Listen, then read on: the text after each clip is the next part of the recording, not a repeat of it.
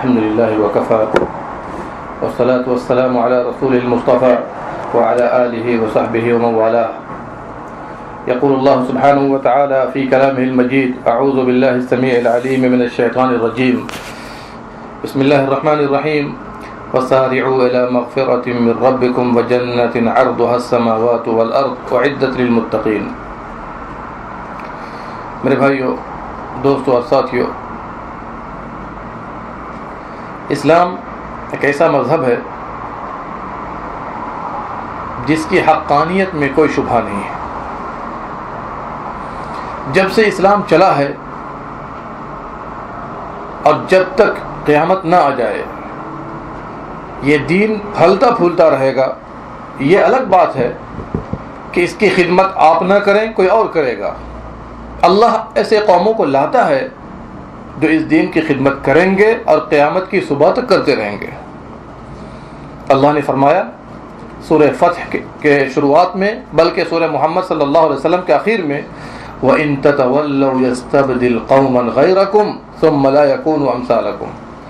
اگر تم لوگ اسلام سے روگردانی کرو گے تو کان کھول کر سن لو، اللہ کو ہماری اور تمہاری ضرورت نہیں ہے. يَسْتَبْدِلْ قَوْمًا غَيْرَكُمْ، تمہیں ہٹا دے گا، کنارے کر دے گا، بدل کر ایسی قوم کو لائے گا جو قوم تمہاری جیسی نہیں ہوگی، تم سے بہتر ہوگی. میرے بھائیو، آج ایک اہم موضوع کی ضرورت ہے جو اکثر مسلمانوں سے مفقود ہے. آج ہمارا اور آپ کا ہم و غم کیا رہ گیا؟ 99% سے بھی زیادہ ایسے لوگ پائے جاتے ہیں 100 میں کہ جن کا ہم و غم صرف پیٹ، شرمگاہ یہی ہے، اس کے علاوہ کچھ اور نہیں ہے. کماؤ، کھاؤ، بیوی بچوں کو پالو، گھر بنا لو، تجارت کر لو، اچھا سے اچھا گھر بنا لو، یہی ہمارے مقاصد رہ گئے ہیں. یقین جانیے یہ مسلمانوں کا ایسا کام نہیں ہے. یہ کام ہے ہندوؤں کا، یہ کام ہے کرسچنوں کا، یہ کام ہے یہودیوں کا، یہ کام ہے مجوسیوں کا، یہ کام ہے شیعوں کا. ہمارا یہ کام نہیں تھا. ہمارا تو یہ کام تھا کہ ہم دنیا سے اپنا حصہ لیں، دنیا سے اپنا حصہ لیں. وَلَا تَنْسَ نَصِيبَكَ مِنَ الدُّنْيَا. لیکن ہمارا کام یہ نہیں تھا. ہمارا کام تو یہ تھا کہ ہم جو بھی وقت لگائیں، جو بھی قربانی پیش کریں، جو بھی ارادہ رکھیں، ہم و غم سب دین ہو، آخرت ہو، قیامت ہو، اس کے لیے ہمیں اور آپ کو کوشش کرنی تھی.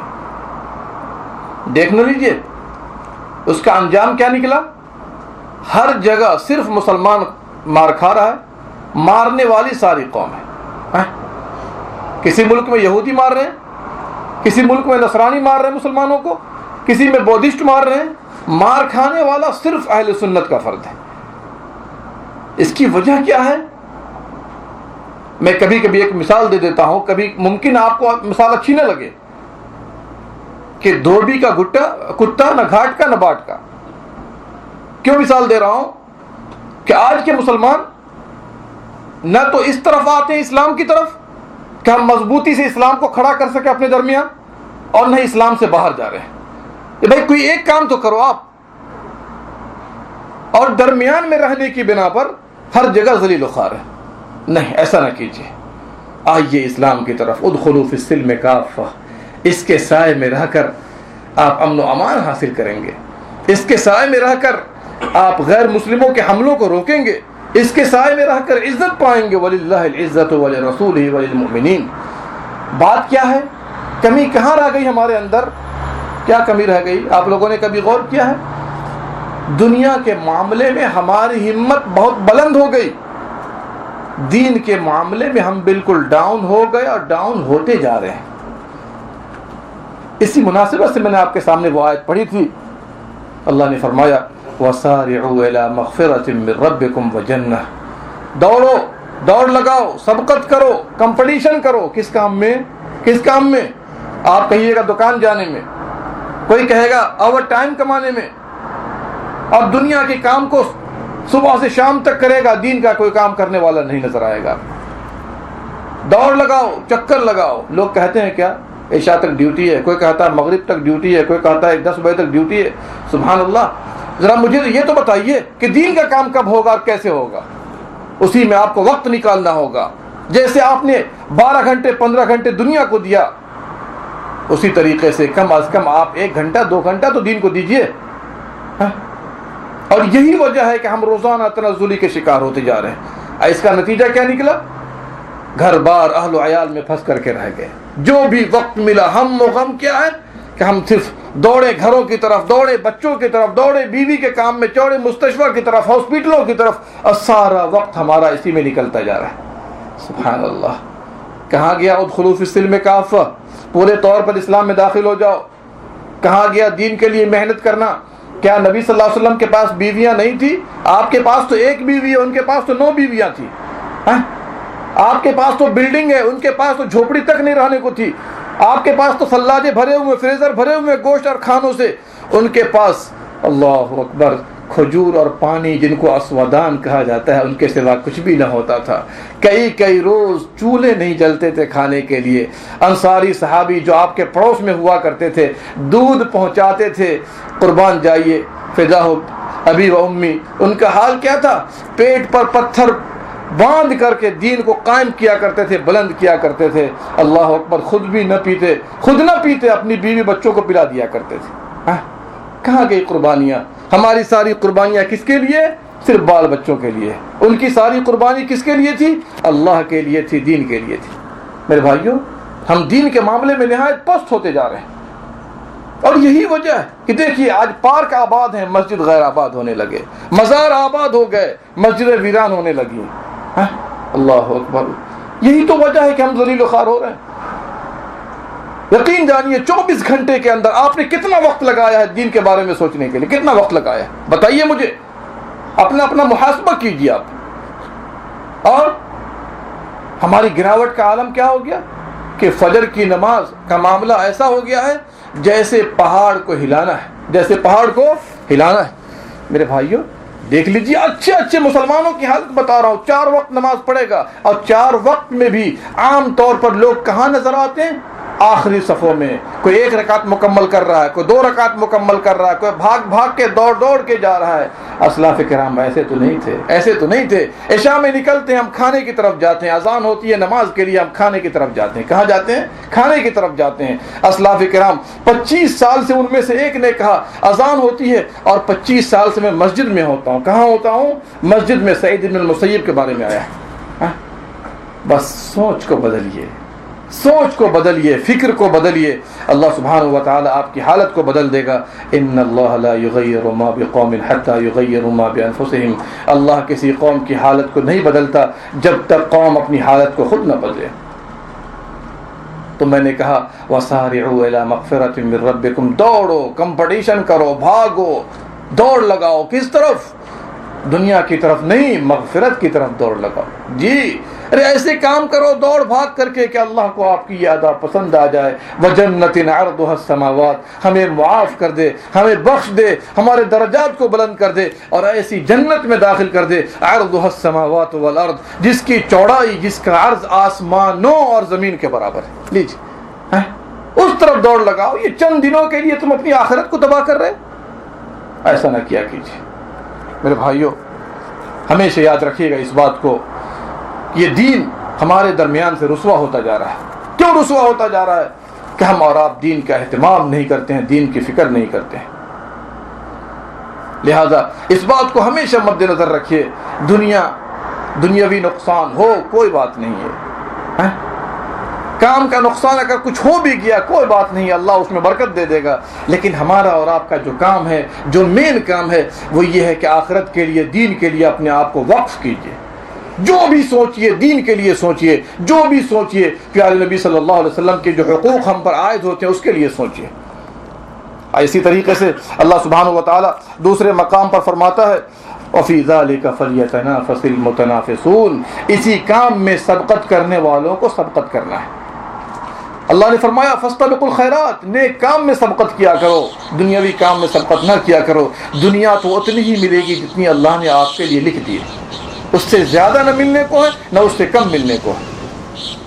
اسی طرح اللہ فرماتا ہے سورہ صف کے اندر، سورہ صافات کے اندر لِمِثْلِ هَذَا فَلْيَعْمَلِ الْعَامِلُونَ. اسی طرح عمل کرنے والوں کو عمل کرنا چاہیے. اور یہی وجہ ہے کہ پیارے نبی صلی اللہ علیہ وسلم نے فرمایا، مسند امام احمد کی حدیث ہے، اللہ اکبر، اگر قیامت قائم ہو جائے، کان کھول کر سنیے، اگر قیامت قائم ہو جائے، کسی آدمی کے ہاتھ میں کوئی پودا ہو اور اٹھنے سے پہلے اس کو لگا سکتا ہو تو لگا دے، پھر اس کے بعد اٹھے۔ غور کیجیے، سبحان اللہ۔ اور اسی نہج پہ چل کر صحابہ اکرام نے دین کی خدمت انجام دی، پیارے نبی صلی اللہ علیہ وسلم نے عبادت انجام دی۔ آپ کو پتہ ہے پیارے نبی صلی اللہ علیہ وسلم کے پاس کتنی بیویاں ہیں؟ دن میں دین کا کام کرتے تھے، دعوتی کام کرتے تھے۔ جب آیت نازل ہو گئی، یا ایھا المزمل قم اللیل الا قلیلا، رات کا قیام کیجئے مگر تھوڑا، یعنی آدھی رات سے زیادہ قیام کیجئے، نصف ہو، آدھی رات ہو، او انقص منہ ہو، یا کچھ کم کر دیجئے۔ اللہ اکبر۔ اس آیت پر عمل کرتے ہوئے پیارے نبی صلی اللہ علیہ وسلم اتنا لمبا قیام فرماتے تھے کہ پاؤں مبارک پھٹ جاتے تھے۔ ایک روایت میں ہے کہ پاؤں مبارک گرم ہو جاتے تھے۔ نہیں، غور کیجئے ذرا سا، دن بھر ایک آدمی تھک رہا ہو دعوتی کام میں، بال بچوں کے کام میں، دیگر کاموں میں، اور رات میں کھڑے ہو کر اللہ کو پکار رہا ہو، یاد کر رہا ہو۔ غور کیجئے ذرا سا کہ فرض نماز تو بعد میں آئی ہے، لیکن تہجد کا حکم پہلے کیوں آیا؟ کہ جو بھی آدمی تہجد میں کھڑے ہو کر اللہ کو یاد کر لے گا، مشقت برداشت کر لے گا، اللہ سبحانہ و تعالی اس کے سارے کاموں کو سیدھا کر دے گا۔ جی پتہ ہی نہیں، اتنا لمبا قیام کے پاؤں مبارک پھٹ جائے۔ اماں عائشہ نے سوال کیا تھا کہ اللہ کے نبی صلی اللہ علیہ وسلم، اللہ نے آپ کے گناہوں کو تو معاف کر دیا ہے، پھر اتنی محنت کیوں کرتے ہیں؟ پیارے حبیب صلی اللہ علیہ وسلم نے فرمایا، کیا میں اپنے رب کا شکر گزار بندہ نہ بنوں؟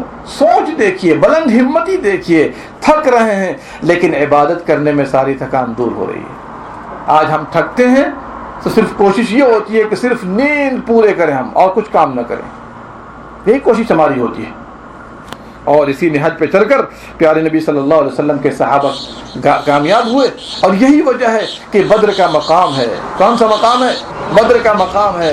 313 کو، اللہ اکبر، کوئی ہتھیار نہیں، کوئی سامان نہیں، کوئی سبب نہیں، کوئی ذریعہ نہیں، لے کر اللہ پر بھروسہ کرتے ہوئے نکل گئے۔ اور وہاں پہنچنے کے بعد آپ نے کہہ دیا، تم میں سے کوئی کسی کام میں آگے نہ بڑھے جب تک مجھ سے سوال نہ کر لے، پوچھ نہ کر لے، دریافت نہ کر لے۔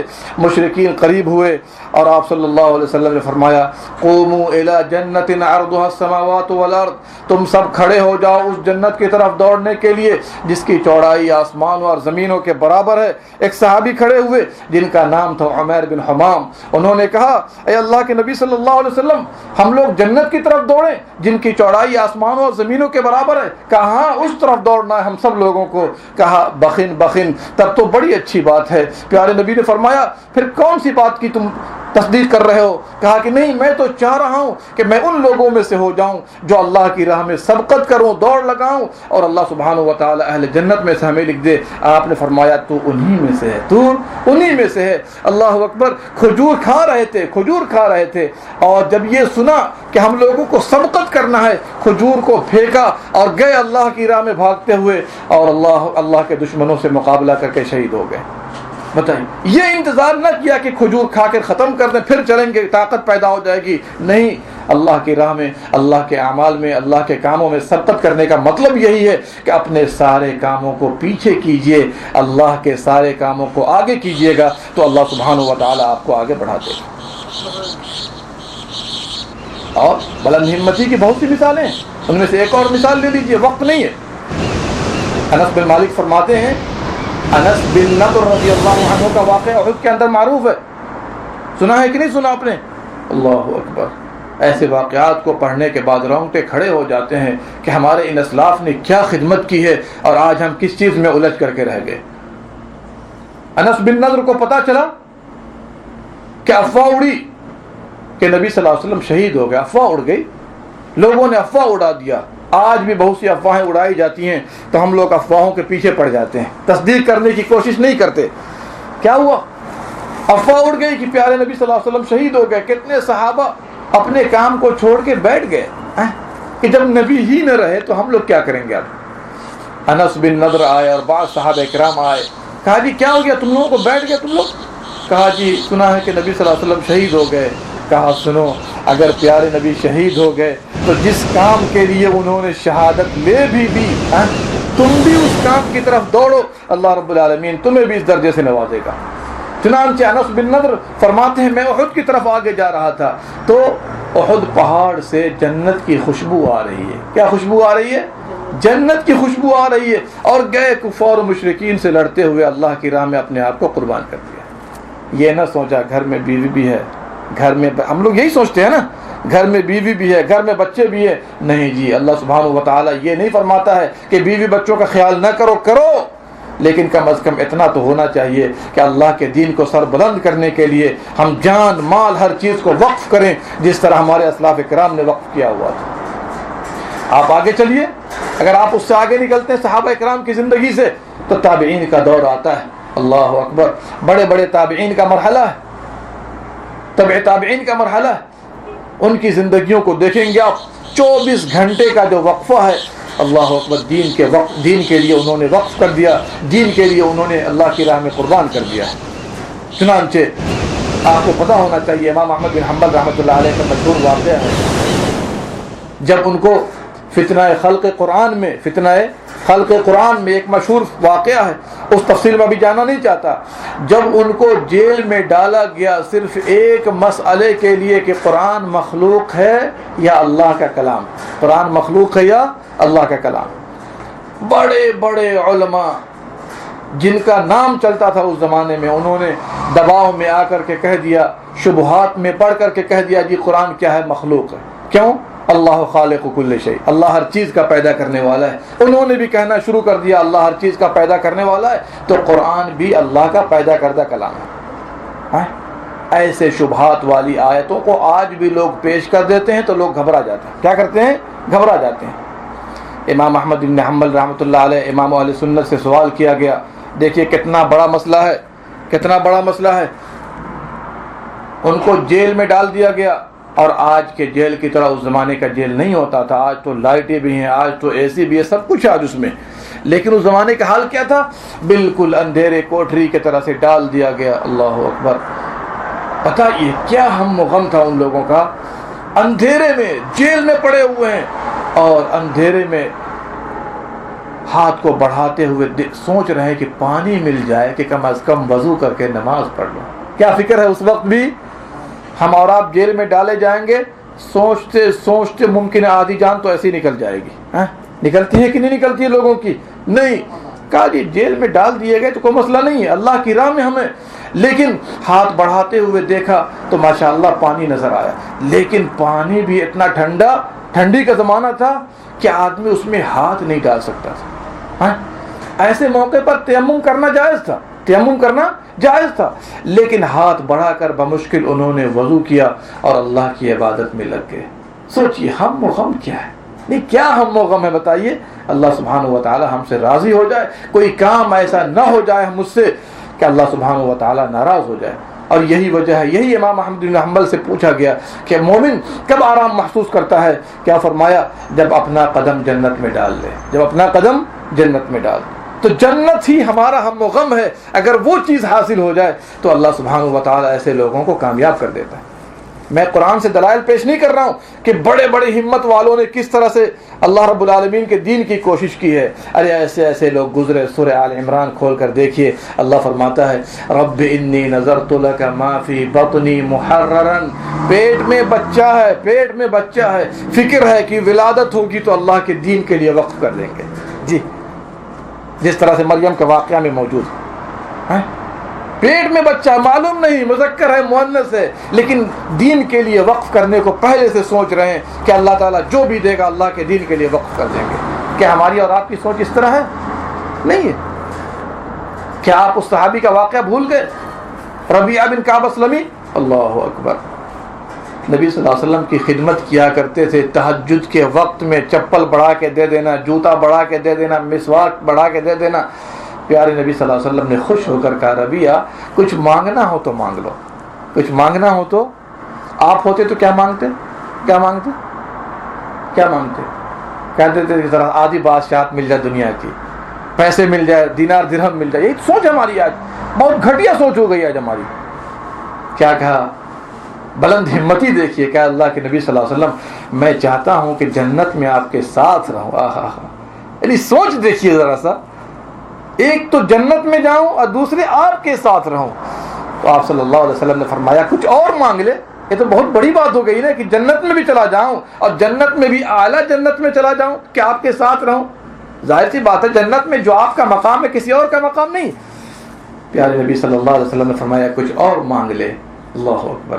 دین کے لیے محنت کیجئے, کوشش کیجئے, ساری کی ساری چیزیں یہیں دھری رہ جائیں گی.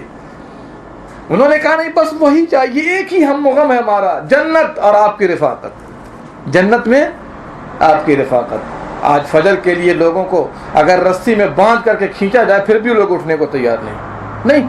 یہ تو افسوس کی بات ہے. یہ تہجد کے وقت میں پیارے نبی کی خدمت کر رہے ہیں. کب کر رہے ہیں؟ فجر میں نہیں, ظہر میں نہیں. ہم لوگ تو 4 وقت میں ایسے نمازی نظر آتے ہیں کہ ماشاءاللہ تہجد گزار بندہ ہوگا. فجر میں دیکھیے تو کمبل تان کے سو رہا ہے. ایسا نہیں ہونا چاہیے. کم سے کم اللہ سے ڈریے. اللہ کے کتنے انعامات ہیں آپ کے ساتھ, کتنے احسانات ہیں. جب سے آپ دنیا میں آئے ہیں اس سے پہلے سے احسان کر رہا ہے اور ابھی تک کر رہا ہے اور آئندہ بھی کرتا رہے گا. اس احسان کا بدلہ کیا ہے؟ حل جزاء الاحسان الا الاحسان. کیا آپ اللہ کی نافرمانی کیجئے؟ ممکن ہے اللہ سبحانہ و تعالیٰ جو دے رہا ہے, جس کے لیے آپ بھاگ دوڑ کر رہے ہیں, وہ چھین لے آپ سے. چھیننے پر قادر ہے کہ نہیں قادر ہے؟ یہ تو آپ کو مہلت دے رہا ہے. آپ صلی اللہ علیہ وسلم نے ربیعہ بن کعب سے کیا فرمایا تھا؟ فَأَعِنِّي عَلَىٰ ذِكْرِكَ بِكَثْرَةِ السُّجُودِ. کثرت نوافل کے ذریعے اس پر میرا تعاون کر. کثرت نوافل کے ذریعے اس پر میرا. شریعت کا مطلوب صرف فرض نہیں ہے. آج ہم لوگ فرض پڑھ کے بھاگتے ہیں, نہیں, کثرت نوافل کا اہتمام کرو. آپ کو پتہ ہے کہ آپ کے فرائض اتنے مضبوط ہیں, 100% درست ہیں کہ یہ فرائض آپ کو نجات دلوا دیں گے؟ نہیں. اس کے لیے آپ کو اوور ٹائم کرنا ہوگا. سنت ہے, نوافل ہے, تعلم دین ہے, حلال و حرام کی تمیز ہے. سارے فرائض اور نوافل کا اہتمام کیجئے گا تو انشاءاللہ بچ بچاؤ کی شکل پیدا ہو جائے گی. بات سمجھ میں آ رہی ہے؟ اس طرح کے واقعات بہت ہیں. اتنے بلند ہمتی والے لوگ پیدا ہوئے. امام بخاری رحمۃ اللہ علیہ کو کون نہیں جانتا ہے؟ ایک طرف رئیس المحدثین ہے, رئیس المحدثین, دوسرے طرف امام الفقہاء ہیں. اللہ اکبر. رات کو نیند نہیں آتی تھی بے چینی سے. رات میں 20 مرتبہ تقریباً چراغ جلاتے. کیا جلاتے؟ چراغ جلاتے. احادیث کو لکھ لیتے, سند کو لکھ لیتے, پھر آگ بجھا کے سو جاتے. 20 مرتبہ جو آدمی رات میں جگے گا ایک رات میں, بھلا بتائیے اس کی نیند کا عالم کیا ہوگا. اس کی کتنی بڑی قربانی ہے. اسی اخلاص کا نتیجہ ہے, اسی للہیت کا نتیجہ ہے. اللہ اکبر. قرآن کے بعد سب سے زیادہ اگر کوئی کتاب پڑھی جاتی ہے تو صحیح بخاری شریف. سارے لوگ اس کو مانتے ہیں. میرے بھائیو, یہ سب بلند ہمتی ہے جس کی مثالیں اللہ سبحانہ و تعالیٰ نے پیش کی ہیں.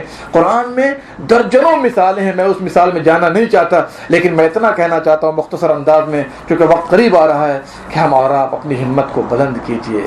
اللہ کے لیے اپنے آپ کو وقف کرنے کی کوشش کیجئے.